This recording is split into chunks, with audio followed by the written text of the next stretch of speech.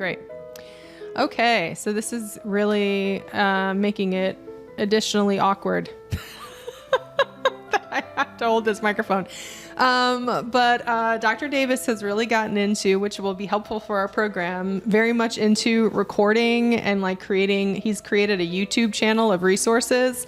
And so moving forward, part of the reason we're recording some of these sessions is that we'll probably put some of these online. So if you all ever want to refer back to them, and or I think in future cohorts, we'll be able to just kind of point people asynchronously, they can watch some of these videos, and we could probably condense some of this into more of a Q&A and expanding on what we're talking about. So I'm going to start as we kind of go through the handbook. So you can feel free to have your handbook that I sent you open, but this basically follows the format of this, and I'm really going to hit the high points. I plan on doing it in such a way that hopefully there's some time for some questions towards the end. And I'll try to stop periodically to give you an opportunity to ask for questions as well. Okay. So a little bit of just background, and this again is in your handbook. So sometimes people talk about a handbook. Is it a contract? Is it not a contract? Our handbook is not a contract. It is, however, it is an agreement. So it's not that it has no weight to it at all, but we put that in there to kind of say there are times that we are going to make changes to the handbook. And we always do that with warning, and oftentimes whatever handbook that you were accepted under will be the handbook that we will generally use as the guide for what we've agreed to in terms of between us as a program and you as a student. That being said, there are going to be times when maybe changes will happen. And in those instances, we will let you know that. So an example of that is we recently, and we're going to talk about that today, we recently changed the format of our comprehensive examination. And so there's going to be a little bit of an overlap this upcoming year where we're going to have to do 2 administrations of our comprehensive exam, and it's going to be in 2 different formats. And so we're going to let students know ahead of time that this next administration will be the last time that the administration of the comprehensive exam is in the format that they've currently been familiar with, and that starting in this next academic year, it's going to switch to the new format. So that's the kind of thing that we're talking about. Generally, again, as a reminder of our training purpose and philosophy, we're here to train counseling psychologists, and you wouldn't be here if we didn't feel like you generally had a grasp of what that meant. So that's good news. But counseling psychologists in a lot of different ways. There are some things that we are known for that are some core areas of practice, from vocational psychology, multicultural counseling, assessment, consultation, supervision. Those are all kind of areas of generalist training. But we probably have some particular emphases in our program related to multiculturalism and advocacy and social justice. We are definitely a program that aligns with the counseling psychology value of strengths-based approaches. So really not necessarily kind of looking at a deficit model, but orientation more towards development, healthy development, strengths, and prevention. And then that scientist practitioner model piece, which, as is on our website, is kind of everywhere, which is that there's a difference, and you all may have heard of the scientist scholar model, and that's a model that many PsyD programs utilize. And the reason why we're a scientist or a scholar practitioner model, the reason we're a scientist practitioner model is that we really are invested in the science of psychology. And so you need to have, I always kind of say that we are training you in 2 degrees. You're going to get a degree as a researcher in the same way that if you were in a social psych program, but you'll also get a degree as a clinician. And so, but we want those 2 things to inform each other. So we want you to practice in such a way that it is informed by science. And we also want your experiences as a practitioner, which some of you spoke about today, actually, in your introductions, to then inform your science. And so that is an interplay and an exchange that happens between science and practice. And that is a value that we hold pretty strongly in our program. Some unique program strengths here at Georgia State. One, you're in Metro Atlanta. So you're in a city with a lot of diversity in all kinds of different ways that you can think about it. So if you're talking about, racial ethnic diversity, but also, so there are, this is in terms of the civil rights movement, it's hard to think of a place that is more significant than Atlanta. And so, we're actually in the heart of that. So we're, near a lot of the major sites of some of the civil rights, so many aspects of the civil rights movement. And Dr. Martin Luther King Jr. is here. So, his museum is here. So there's a Center for Civil and Human Rights, walking distance from our campus. So there's a lot of those pieces. We also have a large refugee population right in the metro Atlanta area. There are different communities of Asian folks, Asian communities right outside of the perimeter of Atlanta. So I'll just say this, when I moved from my first job in Pennsylvania, one of the things that I was so excited was that I could finally get dim sum. It was such a quality of life shift, I can't even tell you. So like the food situation was pretty on point.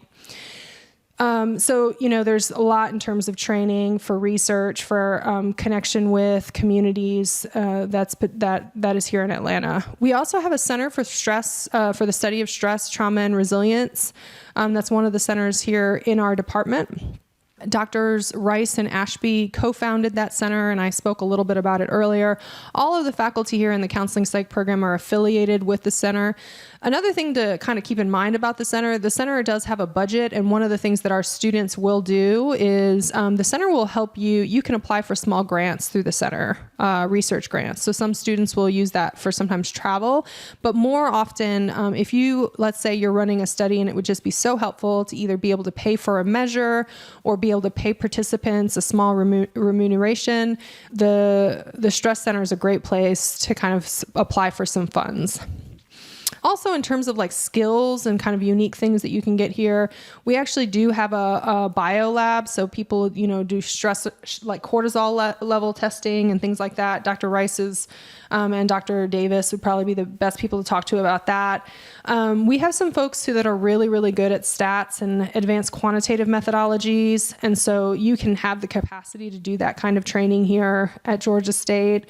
I think Regina talked a little bit about the play therapy piece. That's absolutely something. So we actually have a play therapy room on the 9th floor where we do observations of play therapy, and you can actually get a certificate as a play therapist during the course of your studies. And then a number of our faculty have collaborations with international folks, faculty at other universities around the world. And so if you have an interest in international collaboration, that's something that's possible here at Georgia State as well. So in terms of funding, we talked about this a little bit. I'll talk about it just a little bit more, but I also wanted to share, and you can see that at the bottom there, Dr. Davis has a video explaining kind of funding in more detail in terms of, sometimes I think it's hard to understand how funding works or how it all operates as part of a larger system. And he, has a short, like 15-minute video talking about that. But generally speaking, we have been really, really fortunate. And I know this from having worked at another counseling psychology program where this wasn't the case. We've been fortunate to generally be able to fund all of our students who've needed funding for at least 4 years. After 4 years, it becomes a little bit more challenging, but even then we try to do our best to get people, at least some sort of support. So our departmental assistantships are $12,000 for 10 hours a week. They're annual, so that means that they're fall, spring, and summer, and they include full tuition remission. But then there's also a number of students who are on different forms of external funding, and that can be grants. Certain faculty in our department have grants and are able to fund students at varying rates. And then there's also fellowships. So, for example, one of my former students was an APA minority fellow. And then we also have Dean's Research Fellowships, which usually occur upon admission, and those are actually not in the department. Those are actually funds that are out of the dean's office directly. And so that's actually a whole different committee and everything that makes that selection process. sometimes students want to do additional work. So they'll do assessments on the side, or so for example, if you're ever working, if you do a practicum at the Career Resource Center, you can get additional funding there. That can actually be another source of funding. The one thing we'll say is, as a doctoral student, you can't work more than 20 hours a week. So you could have 10-hour-a-week GRAs, but you can't kind of go beyond that. So, and I'm trying to remember if I put this here. Oh yes. So sometimes folks also, like if they're doing assessments or they might get a paid practicum site or something like that, that's all fine. One of the things that I would say though is we really want, the reason why we apply, provide assistantships and funding is because we want you to really be able to focus on your studies during the time that you're here. And so any additional work that you're going to do or additional employment you're going to seek, we would want to know about that. So you should definitely talk about it with your major advisor. And that might be something that we need to approve as a faculty. Again, just thinking and being mindful of your time. Does anybody have any questions related to any of what I've shared so far? Okay, I can see all of you, so this is very, very helpful. So the shaking of heads is good. Okay, wonderful. Okay, so in terms of facilities, for those of you who were able to interview in person, you kind of saw our floor. But so our entire department, which I kind of like, is on the 9th floor of the College of Education and Human Development. All of our classrooms are on the 9th floor. So we have a few primary classrooms, maybe not a few. I think we have like 5 or 6 classrooms on the floor, which is more than, which meets our needs. And so it's really nice because everybody's housed in the same place. There's a lot of opportunity for interaction with the faculty because we're there. And so as you're going in and out of class, you can be there. And so, our offices and our classrooms are there. There's also a doctoral student common place. And by that, I mean, we call it the Doc Lab, but all the doctoral students across our 3 doctoral programs, so the school psychology doctoral program, counseling psychology doctoral program, and the counselor education doctoral program, all share this one common space. It has a large conference table. I forget how many computers. It's like 6 computers or something like that are hooked up to and have all the stats programs, but also, people go there to do their library research searches and things like that. There's also like a coffee machine, and students have lockers that they'll use if they're, there's things that they just don't want to, trek around back and forth. They'll keep a locker in that space. But it's also a communal space, kind of connecting with other people, social space, that kind of thing. Students hold meetings there, things like that. So that's also on the 9th floor. In some of the classrooms, you'll notice that they're observation rooms. So you'll notice that they'll have 2-way mirrors. And again, given that we're a department that trains counselors and psychologists, makes sense that we have like live supervision equipped rooms. I already shared with you about the play therapy room. And then we also have on the 10th floor conference rooms that oftentimes students will reserve for dissertation defenses and prospectus defense. You all, since you won't be on campus, I just wanted to make you aware, you have remote access to all of our libraries. There's also a VPN that you all will have access to that you can sign on so you can be in the system. I can send you all of those links, all of that information, so you have that. All you need is your username, which is your email, and your password, which you will have made already. So that should give you access to, you should be able to get all the things that you need in terms of, getting your research going and anything else you need from the college or the department. This has really worked out that all of a sudden now I can see everyone. That's fabulous. Okay. So ethics. Now, one of the things, and I'm not going to spend a lot of time on this. So APA, the American Psychological Association, has multiple principles, and guidelines, but we have ethical principles of psychologists and your code of conduct. We're not going to go through all those because there's actually a lot of them and it's actually fairly nuanced. You actually have a class that you'll take in your second year with Dr. Ashby on ethics. And so then we'll cover that, but we need to mention it. And actually in your handbook, if there is, I think, well, I don't know if it clicks on the PDF, but you can, review the APA ethics code, and we will cover that in the class. But, so generally through this, because there's ethics codes, the department and university policies, many of those Regina kind of touched on. So there's, the graduate handbook, the graduate catalog, all those resources are very, very helpful.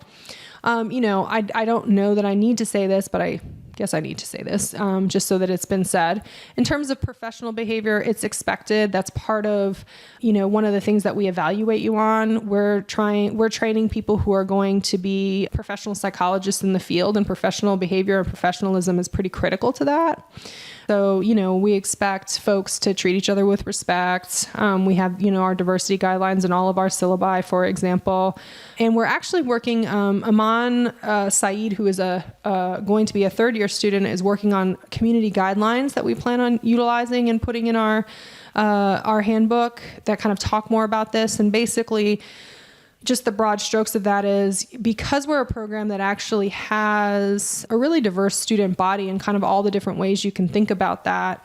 And we are a program that values and talks about diversity and kind of all the different ways you can talk about that. We want folks to be prepared to have kind of difficult conversations at times, and that misunderstandings or, conflicts can occur and do occur. And so what are the ways in which we can kind of address those conflicts and engage those conflicts in ways that are community building versus the alternative to that. So those are things that are being worked on in the student org, and you might hear some about that tomorrow. So yes, so that is ethical practice. So now just aspects of program requirements. So in terms of your coursework, and in the handbook that I gave you, I did include in the attachments kind of all the listing of courses. And I kind of did that on purpose so that you could kind of see all the different areas that you'll need to cover. So there's some core areas. And what those core areas are is, because we're we're housed in the College of Education and Human Development, there are certain courses that all doctoral students across all departments actually take. And so that's some of those. So there's a requirement of 101 to 102 credits, something like that. You end up taking more than that just through meeting all the primary requirements for the degree. And so I have that listed in terms of the core areas, your major area. So major area is as a counseling psychologist. So for example, you're going to take a biopsych course on medication and medication course. We require an advanced career counseling course, an advanced group counseling course. The professional issues course is the ethics class I mentioned earlier. You're going to take a supervision of counseling class. And then you have your counseling psych seminar and research and pub course. So all these kind of things that are core. The other thing is a cognate. So I actually remember at least some of you talking about that, asking that specific question during the group time.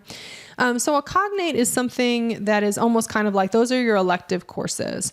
We call it a cognate partially because, it's nice to have a name for stuff, but it also allows you to have a language to be able to talk about those classes when you're on, let's say, the job market, or you're applying for practicum, or you're applying for internship. It just sounds a little bit more formal, and it's somewhat intended to be, in the fact that you can have a cognate that's related to an area of interest. So for example, I've had students who've done advanced quantitative cognates. So they took advanced statistical courses so that they could have more of a methodology cognate. I've had students who did a gender studies cognate. I've had students who've done a multicultural cognate. I've had students who've done a child track. I have a student who's doing a human sexuality cognate. So it's a way for you to kind of think about, technically you need 18 credit hours of a cognate, but some of your credit hours are already filled by your advanced practicum course, the 9660 class that Dr. Turner teaches, and also your advanced multicultural course, which I teach, which all students are required to take.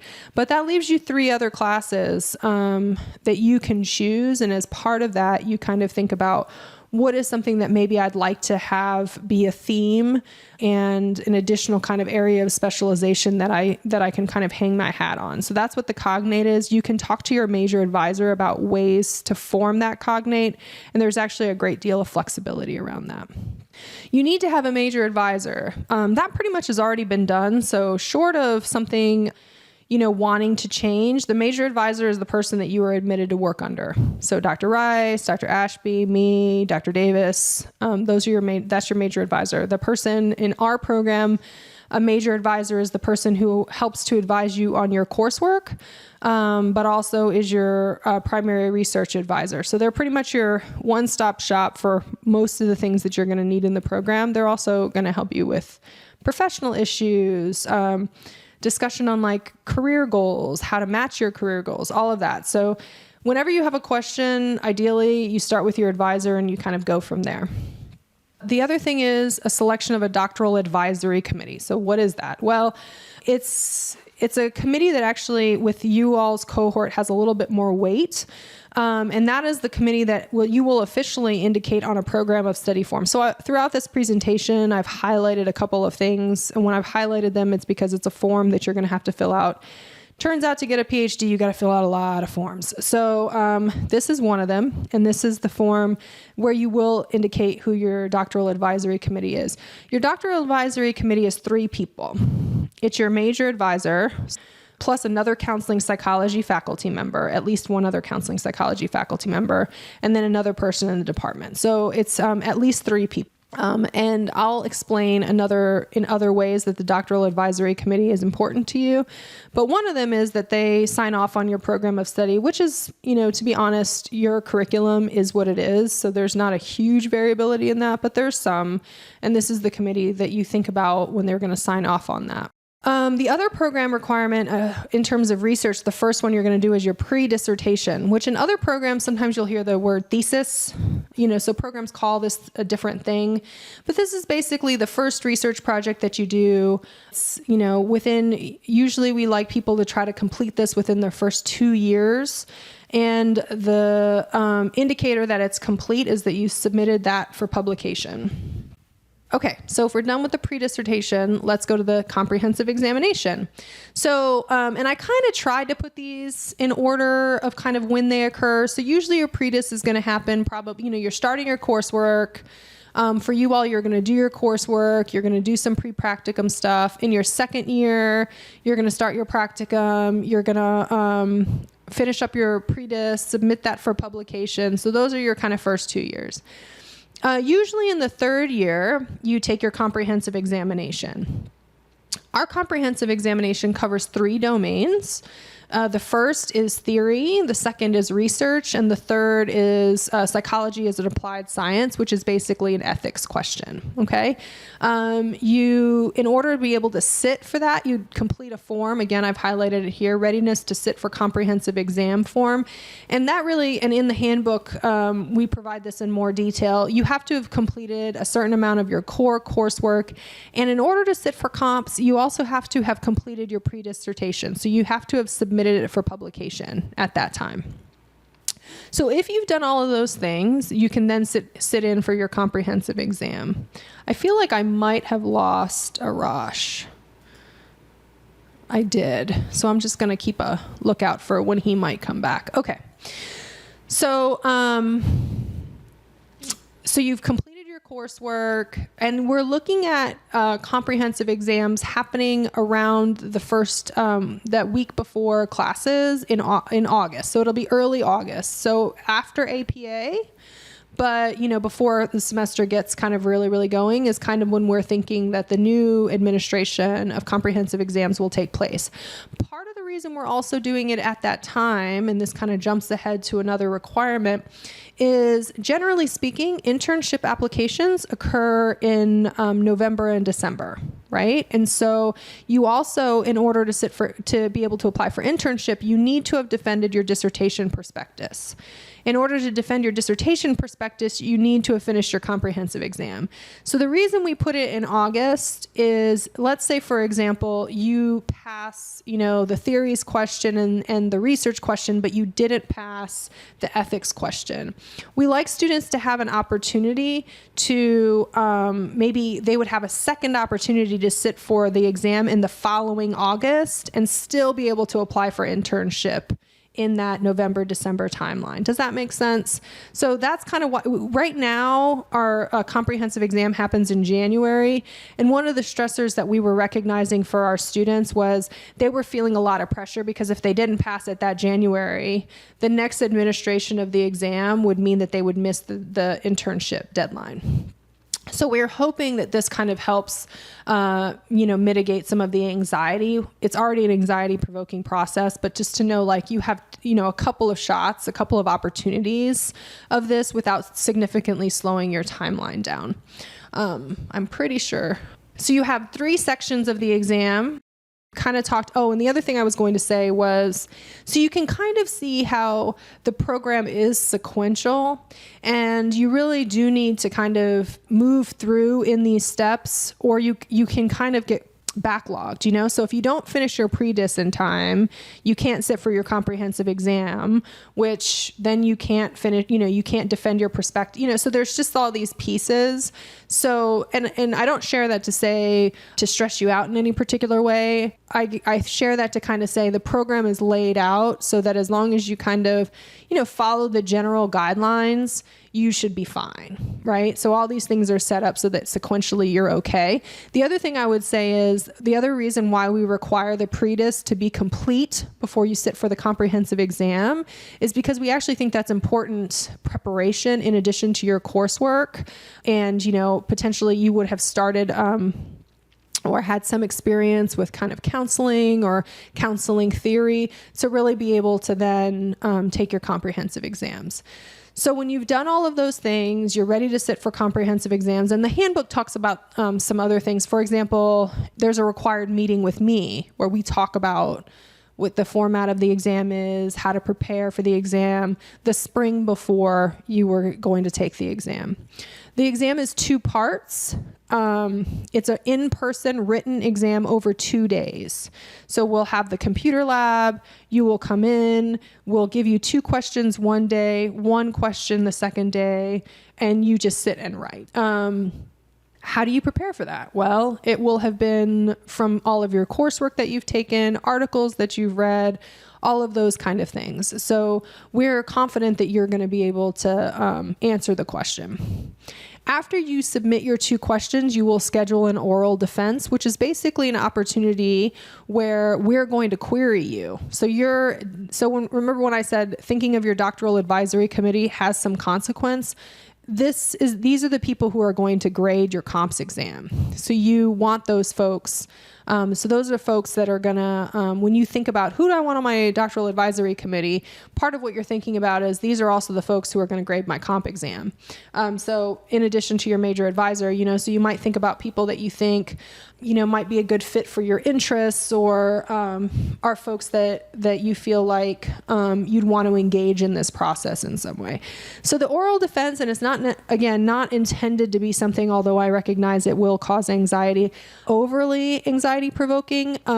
It's actually an opportunity where some folks have, you'll try to express yourself as clearly as you can, but, sometimes, either through the time or just, nerves or what have you, you might not be able to expand in the ways that you would have wanted, or there might just be certain things that were less clear. And it's really just an opportunity for us to have a conversation about your response and ask you additional questions, ask you clarifying questions, etc. And after your oral defense, we will make a decision as a committee on whether or not you pass or fail each question. If you pass all the questions, great. You've now passed your comprehensive exam. If you don't pass all the questions, what will happen is you have the opportunity to repeat just that question. You don't have to take the whole exam over again, or those questions, if there's more than one, during the next administration of the exam. So again, in terms of timeline, this is okay because you will have the opportunity to have an opportunity to retake the exam before you try to kind of move forward in your other program requirements. We might at that time suggest a remediation plan, and by that we mean a plan. So let's say you don't pass the research question, and there's the areas in which there were areas for growth, we might suggest that you take an additional statistics course. We might suggest that there are some readings that you could partake in. So really those are things that we're sharing with you as an indicator or a ways of supporting your training so that the next time you sit for the exam, we feel like you're really prepared. So let's see. So we got the comprehensive exam. We already talked about the practicum sequence, so I don't have to spend a lot of time on that since Dr. Turner shared about that. But you will see in your handbook, you're required to have 2 semesters of CPS 8660 and 2 semesters of CPS 9660. Just so you know, you will tend to take more than 2 semesters of CPS 9660 to get to your 500 hours. We have multiple sites and we kind of develop new sites. So we talked about that. Internship, Dr. Turner talked about this too. Just know it's a 2,000-hour experience. It usually takes about a year of direct and indirect services. Our program requires that you apply for an APA accredited site the first time that you apply. But as I shared, I just did this APA self-study. Since 2008, we've had a 100% match rate to really great sites. Our students have been at VAs, hospitals, counseling centers, consortium, multicultural training centers, all of those things. So our students are competitive for that. So please, try not to have too much anxiety about that process. I think you get really, really great preparation for it. So you will complete a readiness to apply for internship form that just says you've completed all your coursework that's required, you've passed your comprehensive exams, and then you need to defend your dissertation prospectus, which I'll talk about in a minute. So turn to Dr. Turner, your major advisor, and CPY faculty to help you figure out kind of as that time approaches internship sites and what you should be doing to prepare for that. In terms of your dissertation, the prospectus is basically your dissertation proposal. It's your chapter 1, which is your comprehensive lit review, and aspects of your chapter 2. So the intro, the methods you anticipate, the analyses you anticipate doing. So really you're laying out for your dissertation committee what you intend to do. And it's really an opportunity. I know this stresses students out, but it really is an opportunity for you to get feedback from your committee about what they think would strengthen your study, whether it makes sense. The other thing is it's a kind of a safeguard for you because when your committee signs off on your prospectus and says, yeah, that's good. We support that. Later, when you actually are presenting your dissertation, our faculty don't do this anyway, but at other institutions, I've heard this where somebody will say, well, why didn't you do this? This is a protection. Nobody's going to do that. Your advisor, who would chair your dissertation would be, supporting you too. So it's in some ways, it's a great opportunity to exchange ideas about your research, but it's also kind of a safeguard for later. So we do a 2-chapter dissertation. So as I shared, it's a comprehensive lit review. And then chapter 2 is your empirical project, which is basically a manuscript. You have a dissertation advisory committee. That's basically your dissertation committee. It's chaired by your major advisor. And you have at least 1 other counseling psychology faculty member and then 2 other members who are from our department. But I will share that it's not uncommon for folks to have, for example, their major advisor, 1 other counseling psych person, 1 maybe somebody from counselor ed or school psych faculty, and then sometimes they'll find somebody who's an expert in that area at a different institution and invite them to be on the committee. But this is all outlined in more detail in your handbook, but this should give you some sense of what that project is. And most people will try to do this in their 4th, sometimes their 5th year.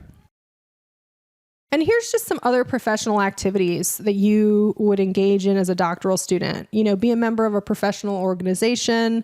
Some people will have service and leadership roles in that. So professional organizations might be the Society of Counseling Psychology. You might, there are a lot of opportunities as a student to do student editorial board reviews, which are a great experience. Our students routinely, and we encourage you to present at conferences. We recognize that sometimes that can be kind of cost prohibitive, but again, there are some grants for students to do that. And I certainly can share with you different ways that you can make that more cost effective in terms of like rooming with other students. There's a lot of opportunities. If you present as a first author, usually your registration is waived. So there's a lot of ways to make that a little bit more affordable. Submitting manuscripts for publication. Our students, we expect our students to be involved in our research. So oftentimes our students are doing more than just their pre-dis and the dissertation. They're also publishing additional manuscripts. And then, attending statistical workshops when we have them, go to job talks, whether or not they're in our department, attend other people's dissertation defenses and their prospectus defenses. These are all great opportunities to see kind of the process in anticipation of your own. And again, connecting with your major advisor about tailoring those activities to your particular goals. Finally, there's an evaluation, and kind of all these things we've talked about, whether it's your practicum or your predis or your comps exams or your prospectus or your dissertation. Those are all kind of like evaluations that happen along the way. But you also have an annual student evaluation that will happen with the faculty. We kind of all come together at the end of every year and talk about how students are doing. Your advisor will put that into a form and share that with you, and everybody will sign it. And it just gives you a sense, and us a sense, of how everybody is doing. And that's also an opportunity for you to check in with your advisor if there's things that you need. If there are ever any issues, again, we use things like remediation plans to kind of address any issues. Those are very, very specific. They're written out for you. And so we really do try to address any questions that anybody might have. I've included also in the attachments, if you ever have, if you ever want to petition or appeal or anything like that, there are procedures for that are outlined and in more depth in your handbook.